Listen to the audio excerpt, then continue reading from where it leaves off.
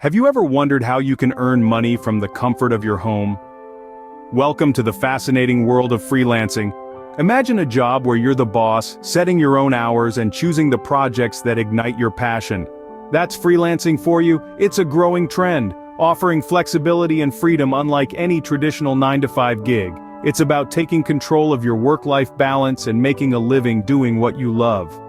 So, are you ready to dive into the world of freelancing? Let's find out how you can get started. Starting your freelancing journey might seem challenging, but it's actually quite straightforward. The first and most crucial step is identifying what you're good at. What skills do you possess that others might need? This could be anything from graphic design, content creation, programming, or even cooking lessons. The sky's the limit when it comes to freelancing. Once you've identified your skills, it's time to market them effectively. You'll want to create an attractive portfolio that highlights your best work. This will not only showcase your abilities, but also give potential clients a taste of what they can expect from you. Choosing the right freelancing platform is also an important step. There are many platforms out there, each with its own advantages and disadvantages. Research each one and choose the one that best suits your needs and expertise. Once you've set up a strong foundation, you're ready to start looking for clients. Finding clients might seem like the biggest hurdle, but with the right strategies, it can be easier than you think.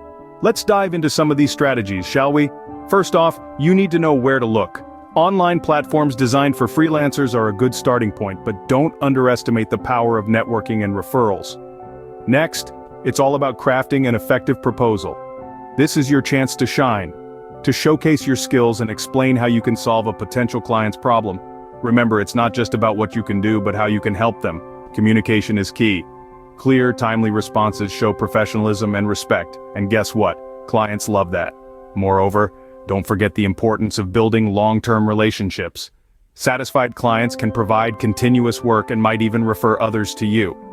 With these strategies, you're well on your way to building a successful freelancing career.